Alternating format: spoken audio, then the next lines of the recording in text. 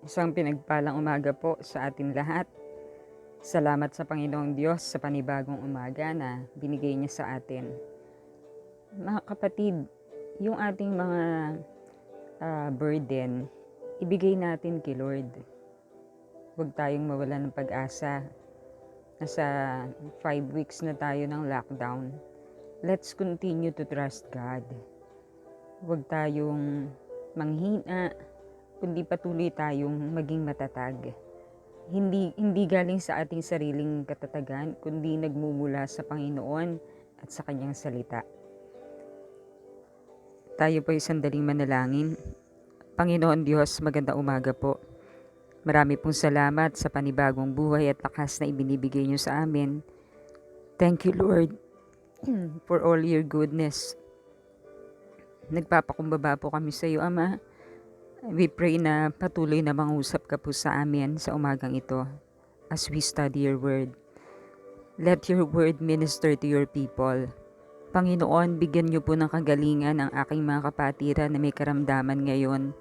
Idaloy mo po, O Diyos, ang pagpapagaling ng iyong mapagpagaling na kamay sa kanila sa oras na ito in the name of Jesus. Mula sa mga sugat at mga latay ng Panginoong Yesus. Aming Ama, idaloy mo po ang kagalingan sa kanilang katawan. Father, we commit to you our Bible devotion for today. In Jesus' name we pray. Amen. Ang ating pong Bible reading ay makikita sa Lucas chapter 19, beginning with verse 28 hanggang 48. Pagkasabi nito, nagpatuloy si Jesus papuntang Jerusalem. Nang malapit na siya sa Bethphage at Betania, sa bundok ng mga Olibo, pinauna niya ang dalawa sa kanyang mga alagad. Sinabi niya sa kanila, "Pumunta kayo sa susunod na nayon at matatagpuan ninyo roon ang isang batang asno na nakatali. Hindi pa iyon nasasakyan ni numan. Kalagan ninyo at dalhin dito. Kapag may nagtanong kung bakit ninyo iyon kinakalagan, sabihin ninyong kailangan iyon ng Panginoon." Verse 32. Lumakad nga ang mga inutusan at natagpuan nila ang asno ayon sa sinabi ni Jesus. Habang kinakalagan nila ang batang asno, tinanong sila ng may-ari, "Bakit ninyo kinakalagan iyan? Kailangan po ito ng Panginoon," tugon nila. So doon sa nakita natin, kung ano yung sinabi ni Lord, yun mismo yung naganap. That means nakikita ni Lord yung mangyayari. Even before mangyari yun, nakita na ng Panginoon. Exactly kung ano, kung baga sa atin para bang may video, nakita na ni Lord yung mangyayari. Parang ganun eh. Kasi napakalinaw. Verse 35. Dinala nila kay Jesus ang asno at matapos isapin sa likod nito ang kanilang mga balabal, sila'y pinasakay nila. Siya ay pinasakay nila. So si Jesus yung pinasakay doon sa asno na never pang nasakyan kahit minsan. Habang siya'y nakasakay sa asno at naglalakbay papunta sa lungsod, inilatag naman ng mga taong kanilang mga balabal sa kanyang dinaraanan. So ito yung triumphal entry. Pagpasok ni Lord sa Jerusalem, ano yung mga nilatag ng mga tao doon? Mga balabal doon sa daraanan ng Panginoon. 37. Nang siya'y malapit na sa lungsod, palusong na sa libis ng bundok ng mga Olibo, nagsigawan sa tuwa ang lahat ng alagad niya at malakas na nagpuri sa Diyos dahil sa mga kahangahangang pangyayaring kanilang nasaksihan. 38. Sinabi nila, "Pinagpala ang haring dumarating sa pangalan ng Panginoon, kapayapaan sa langit, papuri sa kataas-taasan." So nagkaroon ng mga sigaw ng papuri, Hosanna in the highest. Napakagandang senaryo, pinupuri ng mga tao ang Panginoon. Actually nakasulat din yan na magaganap pagdating ng Mesiyas. 39. Sinabi naman sa kanya ng ilang Pariseo kasama ng karamihan, "Guro, patigilin nga po ninyo ang inyong mga alagad." Sumagot siya, Sinasabi ko sa inyo, kapag tumahimik sila, ang mga bato na ang siyang sisigaw. 41. Nang malapit na siya sa Jerusalem at natatanaw na niya ang lungsod, ito'y kanyang tinangisan. So nung nandun na siya sa malapit sa Jerusalem, nalungkot na ang Panginoon, tumangis na siya, umiyak na siya. Sinabi niya, kung nalalaman mo lamang sa araw na ito, kung ano ang makakapagdulot sa iyo ng kapayapaan, ngunit ito'y lingid ngayon sa iyong paningin. So gano'n na lang yung nararamdaman ni Lord na nakalungkutan sa Jerusalem. Kasi nandito na siya, kaya lang hindi siya makilala. Hindi siya na-discern ng mga tao, lalo na ng mga Pariseo, na siya na o ang Mesiyas na ang dumarating, ang nasa harapan nila. 43. Darating ang mga araw na magkakampo sa paligid mo ang iyong mga kaaway. Palilibutan kanila at gigipitin sa kabi-kabila. Wawasakin kanila at lilipulin ang lahat ng taong nasasakupan mo. Wala silang iiwanang magkapatong na bato sapagkat hindi mo pinansin ang pagdalaw sa iyo ng Diyos. Nakakalungkot isipin, bayan mismo ng Diyos, hindi napansin na naroroon na ang Diyos sa kanilang kalagitnaan. Yung sinasabi na ito ng Panginoon, ito yung destruction ng Jerusalem, ang pagkawasak ng Jerusalem na naganap. Sa ngayon, naganap na yun. Matagal ng panahon, nawasak ang bayan ng Jerusalem. Verse 45, pumasok si Jesus sa templo at kanyang ipinagtabuyan ang mga nagtitinda roon. Sinabi niya sa kanila, nasusulat, ang aking bahay ay tatawaging bahay dalanginan, ngunit ginawa ninyo itong lunggan ng mga magnanakaw. Araw-araw si Jesus ay nagtuturo sa loob ng templo. Pinagsisikapan siyang ipapatay ng mga punong pari, mga tagapagturo ng kautusan, at mga pinuno ng bayan. Yun yung mga gustong magpapatay sa kanya.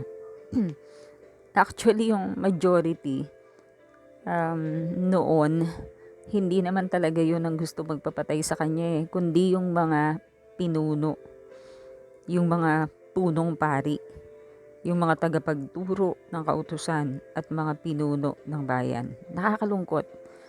Yung mga spiritual leaders during those times, ang gusto siyang mamatay. Bakit kaya? Bakit kaya pinagtabo yan ni Jesus yung mga tinda? Alam niyo mga kapatid, kung ngayon ay may corruption sa government, noong panahon ng Panginoong Jesus, matindi ang corruption. At sino ang nagko-corrupt? Yung religious leader, the high priest during those time. Tinaboy ng Panginoon yung mga tinda na yan. Kasi merong mga sobrang paniningil na nagaganap dyan. May mga korupsyon na nagaganap dyan. At yan ay kontrolado ng mga pari during those time. The high priest. Hindi gusto ng Panginoon yung nagaganap. Hindi nagiging bahay dalanginan ang templo, kundi nagiging business. Pera-pera na lang. At marami pang korupsyon na nagaganap doon. Kaya nalulungkot ang Panginoon. Hindi na nila nirespeto ang templo ng Diyos. At mas nakakalungkot, yung mga dapat na lingkod ng Diyos na magtataguyod ng salita niya, yung mga lingkod ng Diyos na dapat nagagawa ng tama, ang siya pang pinag-uugatan ng kasalanan at ng kasamaan. Kaya nakakalungkot, maliligaw talaga ang bayan ng Diyos kung ang mga namumuno ay talamak at hindi sumusunod sa kalooban ng Diyos. Yes, sa 47, araw-araw si Jesus ay nagtuturo sa loob ng templo. Galit at insecure yung mga leaders kasi pinakikinggan si Jesus ng mga tao. Ang solusyon lang na nakikita nila ay patayin si Jesus. Kasi kapag nagpatuloy, baka maalaman ng mga Roman citizen o Roman government yung nangyayari. Na itong Jesus ay mas pinakikinggan ng mamamayan. Baka matanggal sa pwesto ang mga high priest o mga nagtuturo doon ng mga pari. Nagiging banta si Jesus sa kanila at sa kanilang mga ginagawang corruption. Hindi nila gusto ang ginagawa ni Jesus. Bakit? Kasi ginagawa ni Jesus yung tama at yung totoo. Hinahayag niya ang katotohanan. Verse 48, subalit wala silang makitang paraan upang maisagawa ito dahil taimtim na nakikinig sa kanya ang buong bayan.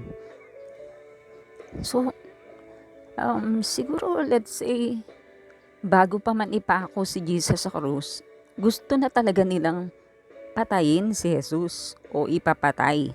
Kaya lang, wala silang makitang paraan kasi yung mga tao o yung mamamayan during those time ay talagang nakikinig, taimtim na nakikinig sa mga turo ni Jesus.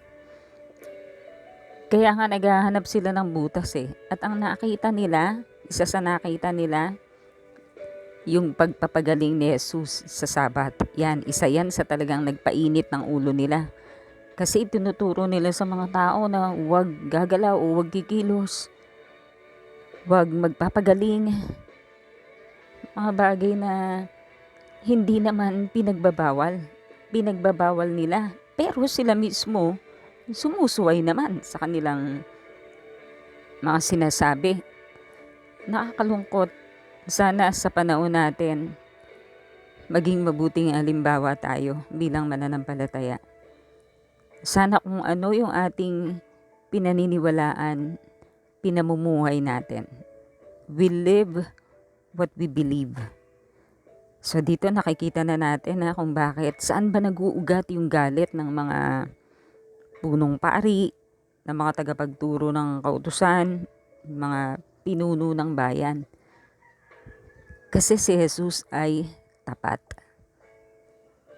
Pinaliwanag ni Jesus sa kanila kung ano ba ang kahulugan ng kautusan.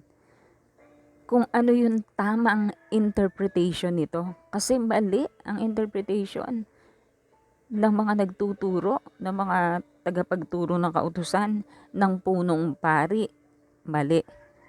Nang dumating ang Panginoong Yesus, tinuwid niya ang mga maling turo na yon. At gusto ni Lord na ayusin yung mga ginagawa nilang kamalian doon sa loob ng templo. Kaya galit na galit sila kay Jesus.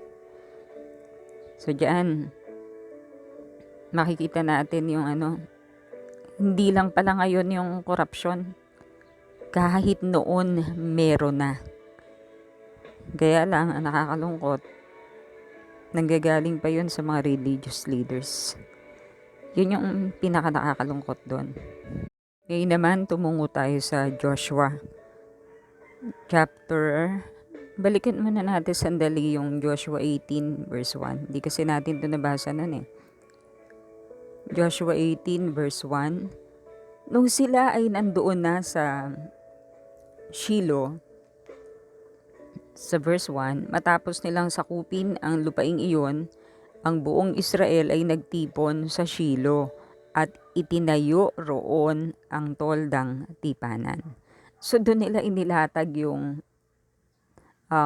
tabernacle na gawa sa tent. Naalala nyo yung ginawa ni Moses, pinagawa ni Moses ayon sa utos ng Panginoon? Doon nila nilatag yon. Nandoon yung kaba ng tipan, merong tinatawag na holy place and most holy place. Doon sa Shiloh. Hindi sa Jerusalem pa nila nilagay It took siguro mga 300 years pa. Sa panahon pa ni David na itatag talaga yung, sa panahon na ni Solomon. Pero si David yung nagkaroon ng desire na magkaroon o itatag yung templo ng Diyos. So dito sa chapter 18, inilatag na nila yung o itinayo na nila yung toldang tipanan. So meron na sila doong tabernacle na yari sa tent, yung ginawa ni Moses. Dumiretso na tayo sa ang reading natin ngayon ay makikita sa Joshua chapter 21 hanggang chapter 22 verse 34. Joshua chapter 21 beginning with verse 1. Ang mga pinuno ng mga angkan sa lipi ni Levi ay lumapit sa paring si Eleazar. Gayon din kay Josue na anak ni Nun at sa mga pinuno ng mga angkan ng buong Israel. Nasa Shilo pa sila noon sa lupain ng Kanaan. So nandun na sila sa Kanaan, yun yung promised land. At itinatag nga nila doon sa Shilo ang tabernacle. Sinabi nila, ipinag-utos ni Yahweh sa pamamagitan ni Moises na kami bigyan ng mga lunsod na matitirhan at mga pastulan sa palibot para sa aming mga kawan.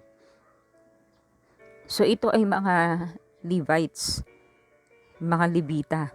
Remember, wala silang inheritance na lupa. Pero ganun pa man, sabi nga sa verse 2, ipinag-utos ni Yahweh sa pamamagitan ni Moses na bigyan kami ng mga lunsod na matitirahan at mga pastulan sa palibot para sa aming mga kawan. Bibigyan pa rin sila ng city para meron silang tirahan. Kasi hindi naman pwedeng wala silang titirahan, bagamat wala silang manang lupa. Pero kailangang bigyan sila ng city na matitirahan nila at makakapag-alaga sila ng kawan.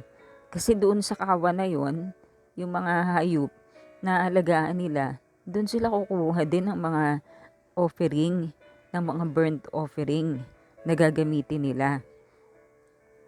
Verse 3, dahil dito ang mga anak ni Levi ay binigyan nga ng mga Israelita ng mga lunsod at pastulan mula sa kani-kanilang bahagi ayon sa utos ni Yahweh. Okay? So meron pa rin naman silang matitirahan at mga pagpapastulan. Pero hindi yun kanila. I mean, yung lupa, mananatili pa rin yun doon sa tribu na yon. Pero kailangan ipagamit nila yon. Yung lunsod na yon, merong certain city na para sa Levites, para meron silang tirahan at pagpapastulan. Unang tumanggap ng mga lunsod ang mga sambahayan sa angkan ni Kohat. 13 lunsod mula sa mga lipi ni Huda, Simeon at Benjamin ang ibinigay sa mga angkan na mga pari sa lahi ni Aaron. Sa lahi kasi ni Aaron yung high priest.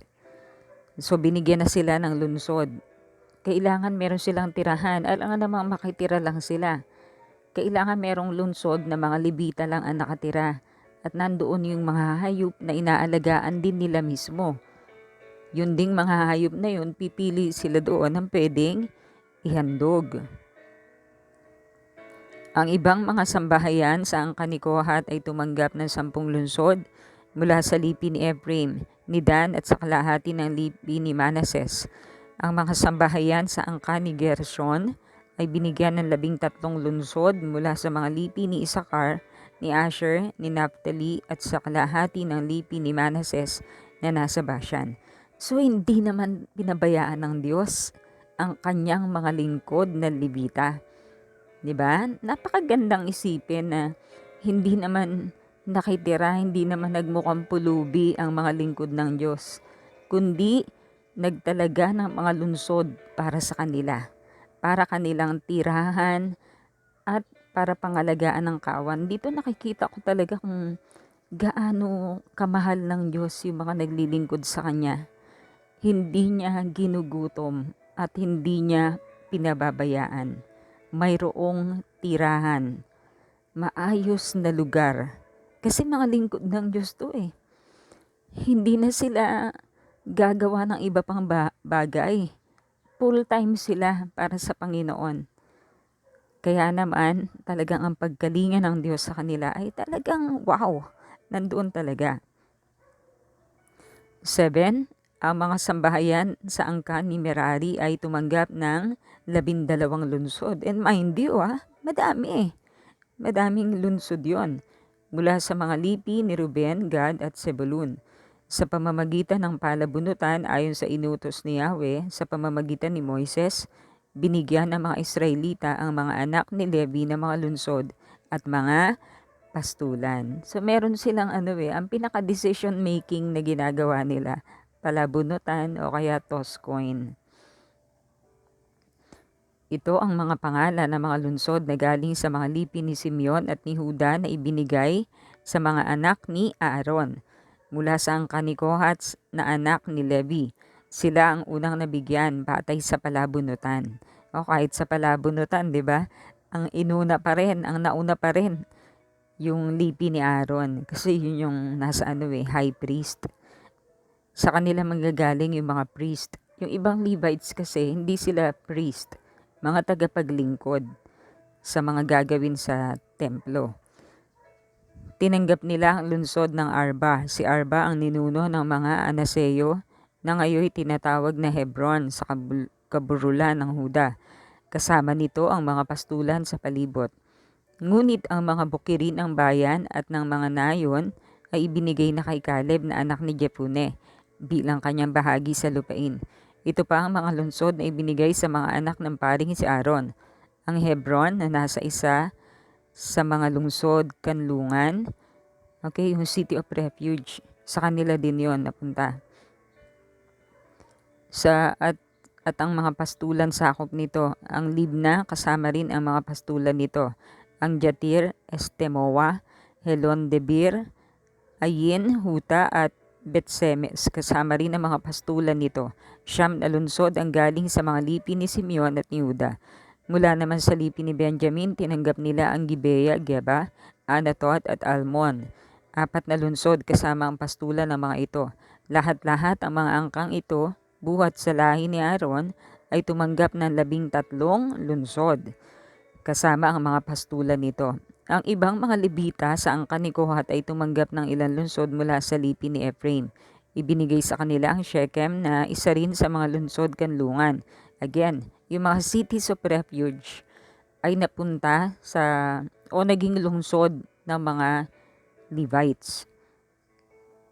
Kasama ang mga pastulan nito, ibinigay rin sa kanila ang Jeser. 22. Kibsaim at Beth-horon, gayon din ang mga pastulan nito. 4 na lungsod ang galing sa lipi ni Ephraim. Binigyan din sila ng 4 na lungsod mula sa lipi ni Dan, ang Eteke, Gibeton, Ayalon at Gat-rimon, kasama ang mga pastulan nito. 2 naman ang galing sa kalahating lipi ni Manases sa kanluran ng Jordan, Taanak at Gat-rimon, kasama rin ang mga pastulan nito. 10 lungsod, lahat pati ang mga pastulan nito ang napunta sa mga sambahayan sa angkan ni Kohat.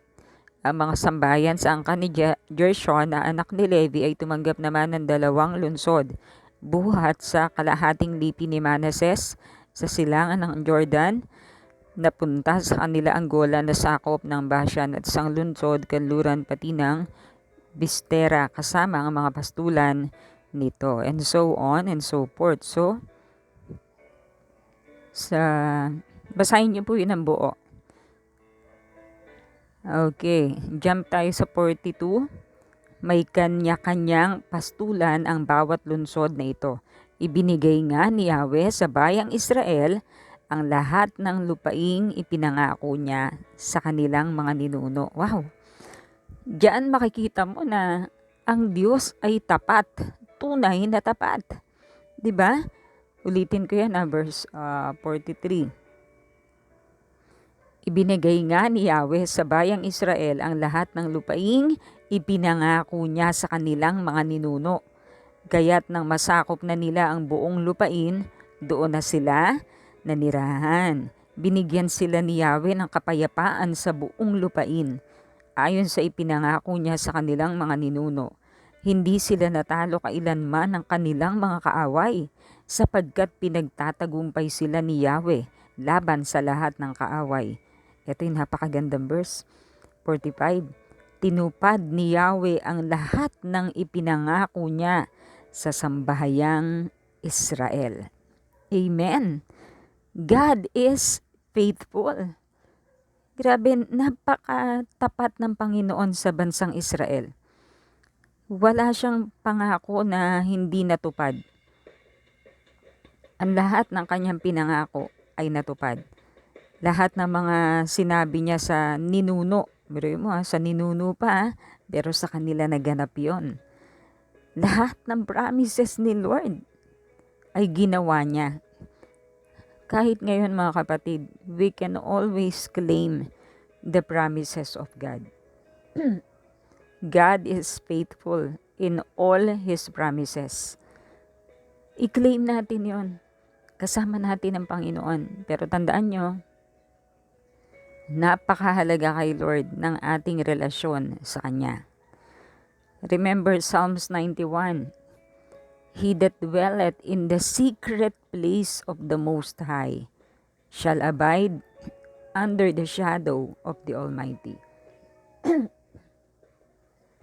Napakahalaga na mayroon kang relasyon sa Diyos. Hindi pwedeng gusto mo lang ng protection, pag-iingat, ng blessing, pero iniisnab mo ang Panginoon. Hindi mo siya kilala. Hindi ka nagpe-pray man lang. Hindi ka nagbabasa ng Bible para makilala mo siya. Ayaw ni Lord yun. Remember Psalms 91, I think. Tignan natin kung ako nagkakamali. Psalms 91:14. Dito sa verse na to, makikita natin yung halaga ng relasyon natin sa Panginoon. Psalms 91.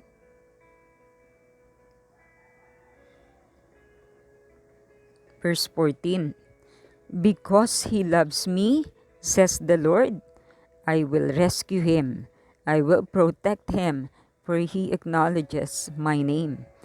So dahil mahal mo ang Panginoon, iingatan ka niya, ililigtas ka niya. Kasi ina-acknowledge mo yung kanyang pangalan. Napakahalaga kay Lord ng relationship. Huwag mong pabayaan ang relasyon mo sa Panginoon. Ang Diyos ay tapat sa kanyang mga pangako. Pero patunayan mo na mahal mo ang Panginoon, na priority mo siya. Huwag mong kakalimutan yung iyong secret place. Naalala niyo po yung ibig sabihin nun? Yun yung tagpuan ninyo ng Panginoon, one-on-one. Natagpuan nyo ni Lord. Diyan ka nagpe-pray. Diyan mo siya kinikilala sa pamamagitan ng pag-aaral ng kanyang mga salita. Diyan mo ipino-pour out yung iyong heart to God. Mahalaga yan kay Lord. So huwag mong pababayaan yung iyong personal na relasyon sa Panginoon. Chapter 22. Pagkatapos, tinipon ni Josue ang mga mandirigma ng lipi ni Ruben, ni Gad at kalahati ng lipi ni Manase. Sinabi niya, tinupad ninyo ang lahat ng tagubilin sa inyo ni Moses, na lingkod ni Yahweh, at sinunod ninyo ang bawat utos ko. Hanggang sa panahong ito'y hindi ninyo pinabayaan ng mga kapatid ninyong Israelita. Tinupad ninyong mabuti ang lahat ng pinag-uutos ni Yahweh na inyong Diyos. At ngayon, naibigay na ni Yahweh na inyong Diyos sa inyong mga kapatid ang kapayapaang ipinangako niya. Kaya umuwi na kayo sa inyong mga tahanan sa kabila ng Hordan, sa lupaing ibinigay sa inyo ni Moses na lingkod ni Yahweh. So itong time na to, kasi remember, kung naalala nyo yan, nangako sila na, kasi nakuha na nila yung inheritance eh. Ang naiwan doon, yung kanilang asawa at mga anak at yung mga alagang mga hayop.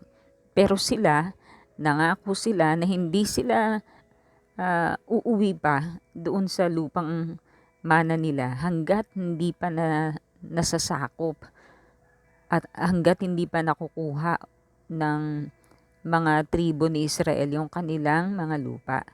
Sa pagkakataon na ito, nakuha na. Kaya pinapayagan na sila ni Josue na bumalik na sa kanilang inheritance na lupa. Sa verse 4, at ngayon, naibigay na ni Yahweh na inyong Diyos sa inyong mga kapatid ang kapayapaang pinangako niya, kaya umuwi na kayo sa inyong mga tahanan sa kabila ng Jordan, sa lupaing ibinigay sa inyo ni Moises na lingkod ni Yahweh. Pero may paalala si Joshua. Verse 5, huwag lamang ninyong kakalimutang sundin ang mga tagubilin at kautusang ibinigay ni Moises sa inyo. Ibigin ninyo si Yahweh na inyong Diyos. Sundin ninyo ang kanyang kalooban at tuparin ang kanyang mga utos. Maging tapat kayo sa kanya at paglingkuran ninyo siya ng buong puso at kaluluwa. Okay? So ni-remind, mga kapatid, walang masama sa paalala. Napakaganda na tayo mismo sa isa't isa ay magpaalalahanan. Remember, napakahalaga sa Diyos na siya ay ibigin mo. Ibigin mo, paglingkuran mo ng buong puso, buong isip, buong lakas at buong kaluluwa. Kasi kapag ginawa mo yon, you are actually worshiping God. Kaya nga hindi mo pwedeng ibigay yung pagmamahal mo na ganyang klase sa tao Or else, sasambahin mo yung tao.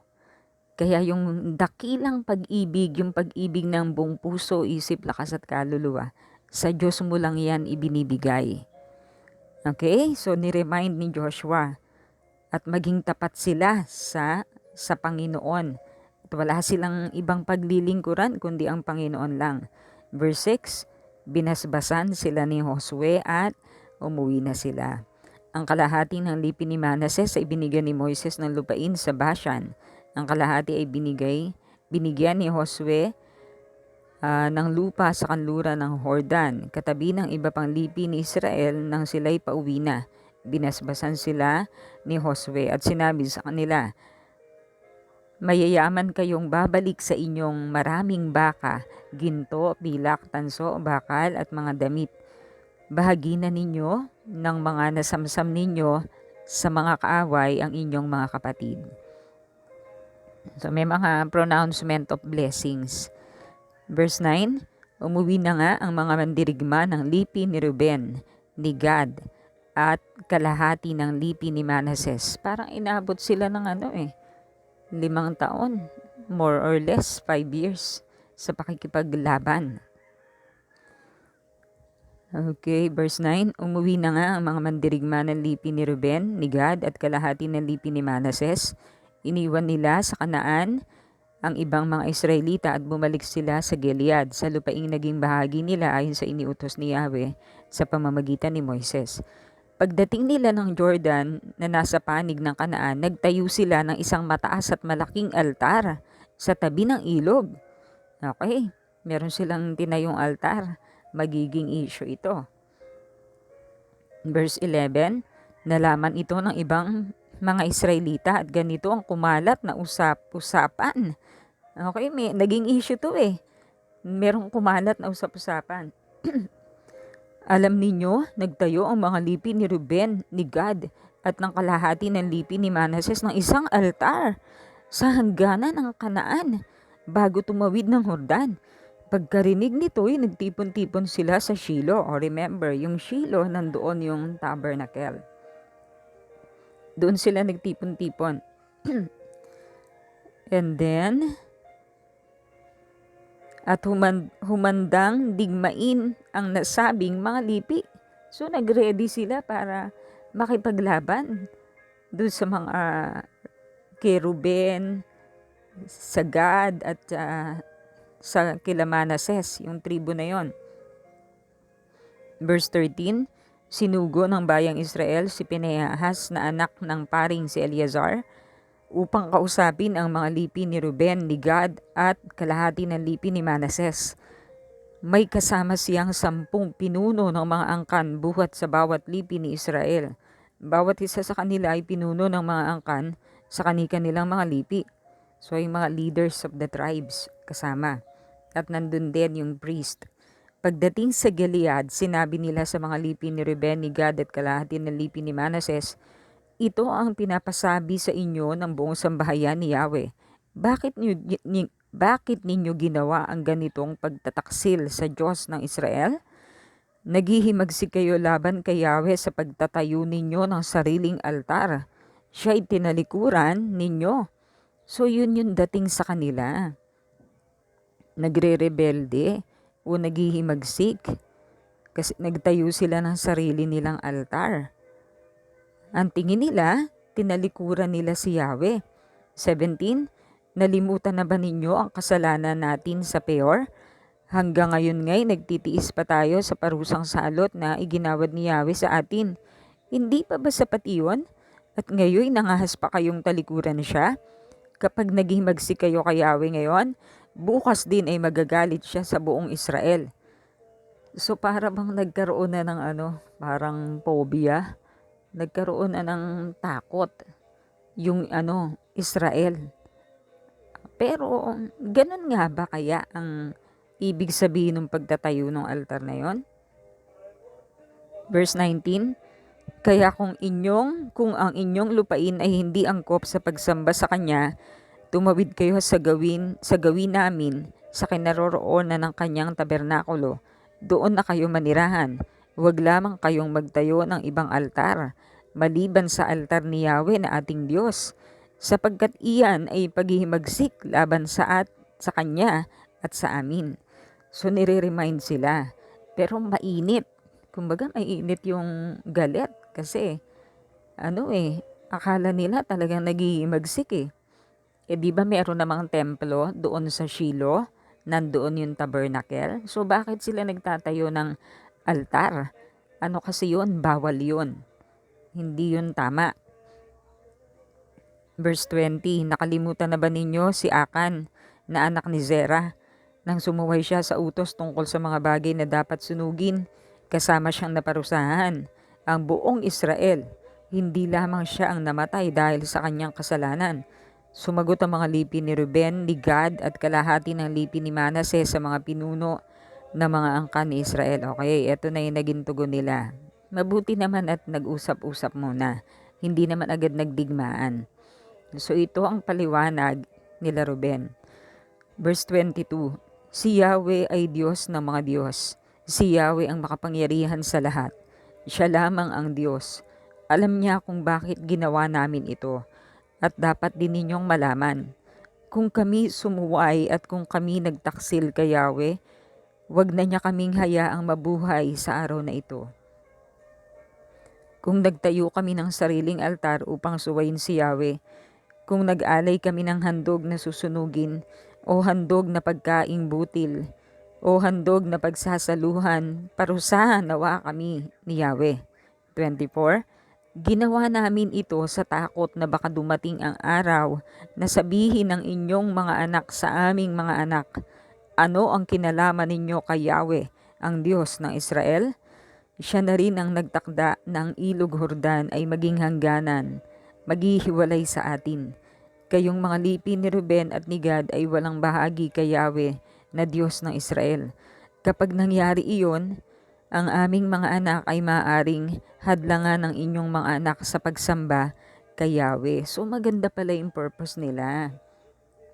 Nakikita na nila yung pwedeng mangyari in the future kapag namatay na sila.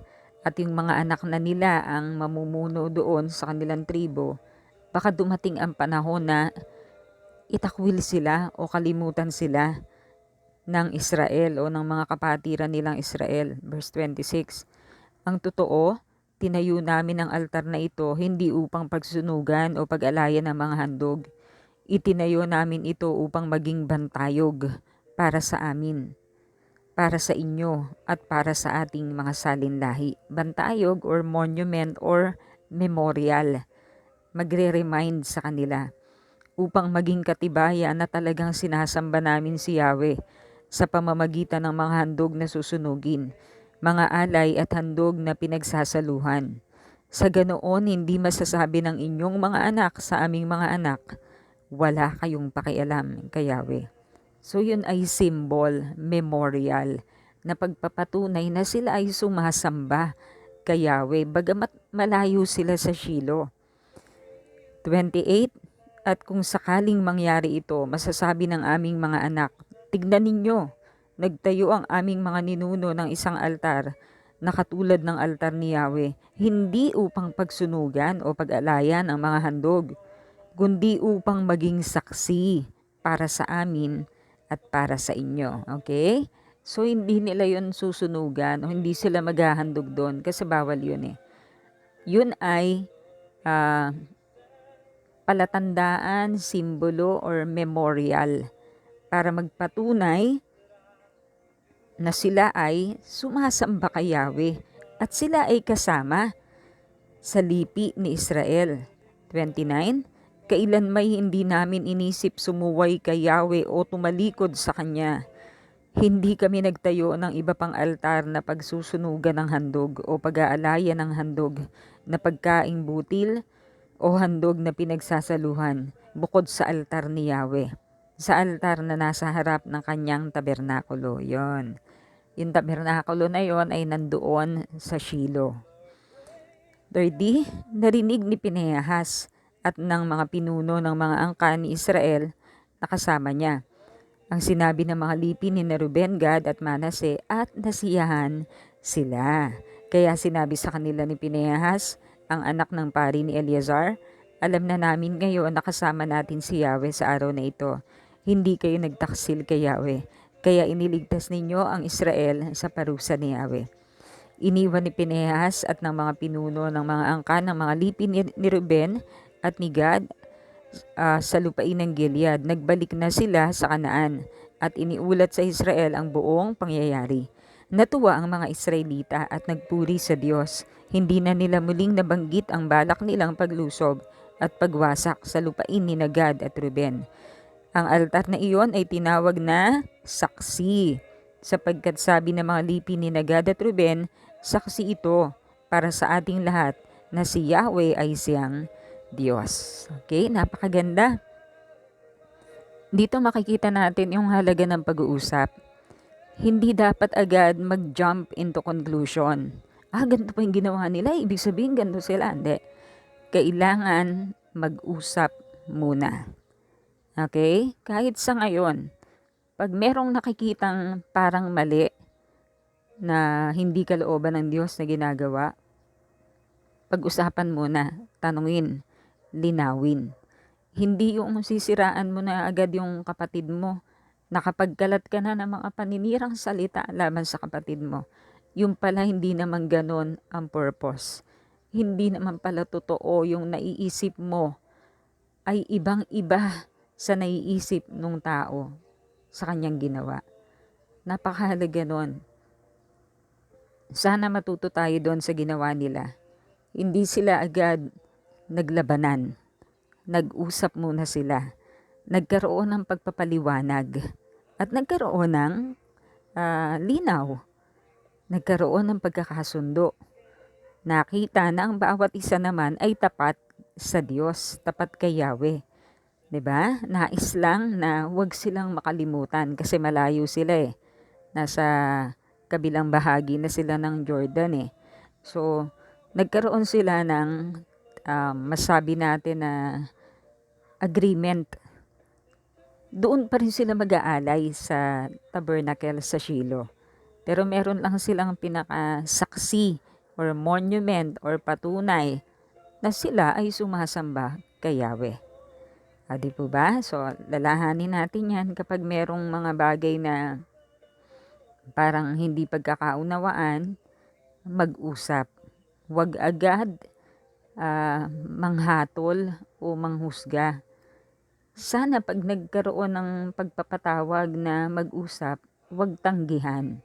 Kasi ang nangyayari minsan, gustong marinig ang side pero ayaw namang sumunod yung kabila.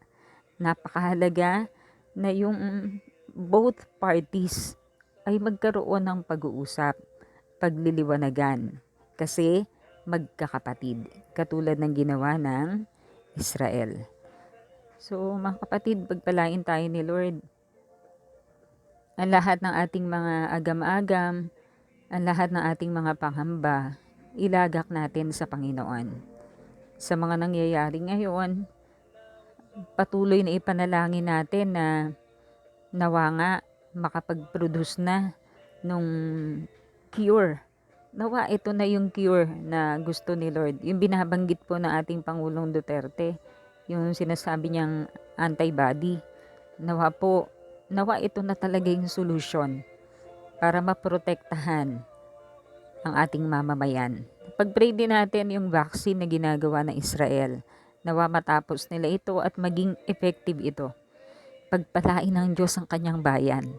Malaki ang role na gagampanan ng Israel sa buong mundo. Kasi sila ang bayang pinili ng Diyos. May covenant ang Panginoon sa kanila through Abraham, Isaac, and Jacob. At nananatili yon. Panalangin natin ang bansang Israel. At ipanalangin patuloy natin na mawala na nga ang virus na yan or magkaroon na ng cure para hindi na makapaminsala. Panalangin din natin ang patuloy na kagalingan ng mga tinamaan ng virus na yan at patuloy na proteksyon sa lahat ng frontliners. At nawa maging maayos na rin ang lahat. Let's pray for God's intervention. Sa oras pong ito, tayo po ay manalangin. Panginoong Diyos, Ama sa langit, maraming salamat po sa pagkakataon na ito, sa aming pagsasama-sama, kahit sa pamamagitan lamang, Panginoon, ng recording na ito. Lord, we believe that you are not limited by distance, time, nor space. Pagpalain mo po ang aking mga kapatid na kasama ko ngayon. Ikaw po ang patuloy na kumalinga sa kanila at sa bawat isa. And we pray, Lord, na bigyan mo po ng lakas si Duterte. Maganap po niya ang kalooban mo. Mapamahalaan po niya ang bayang Pilipinas ayon sa iyong kalooban. At nawa po, Lord, maging effective yung tinatawag nila na antibody na ipoproduce para maprotektahan ang mga Pilipino. Panginoon, samahan mo po ang gamot na ito. Nawa nga, Panginoon, ito na yung katugunan. Ito na yung cure para matalo ang COVID-19. And also, Lord, we lift up to you the vaccine that the Israelites are producing o ginagawa nila ngayon. Nawa, Lord, ma-perfect nila ito. Nawa maging effective ito. Pagpalain mo po itong vaccine na ginagawa nila. Pagpalain mo po ang iyong bayang Israel. May your peace dwell in them, and may the wisdom like that of Solomon be upon them, and make them indeed a blessing for the whole world. Thank you, Lord. Pagpalain mo po ang lahat ng frontliners throughout the world, lalo na ang mga kasama ko ngayon na frontliner din. Pagpalain mo siya, Ama. Cover them with your protection. Cover them, Lord, ng precious blood of our Lord Jesus. At Lord, ganun din po kami at ang aming buong sambahayan, ang patuloy na pag-iingat niyo sa amin, O Diyos, and provision for all our needs, for all the needs of the people, specifically, Lord, ang aming mamamayang Pilipinas. Nawa po, wag mamatay sa gutom ang mga poorest of the poor. Nawa, Lord, makarating sa kanila ang mga ayuda na pinadadala ng government. Mag-provide ka po, Lord, ng finances para sa government, para sa mamamayang Pilipinas. Nawa, Lord, matigil na yung mga korupsyon, yung mga pandaraya. In the name of Jesus, we rebuke that evil corruption sa aming government in Jesus' name. Nawa, Lord, umusbong sa puso ng mga Pilipino, lalo na ng mga government officials, ang tunay na pagmamahal at pagmamalasakit sa bayang Pilipinas. Salamat, Ama. Ingatan niyo po kami sa buong araw na ito. We acknowledge that without you, we can do nothing. Ikaw ang aming proteksyon. Ikaw ang iyong mga pakpak. Ang sa amin ay nag-iingat. You keep us safe under the shadow of your wings. In it we find refuge. We find protection under you. Yes, Lord. We love you, we praise you, and we honor you. Maraming salamat po, Ama. Sa iyo po ang kataas-taasang papuri, pagsamba't pagluwalhati. In Jesus' name we pray. Amen. Salamat po mga kapatid. Pagpalain po tayo ng Diyos.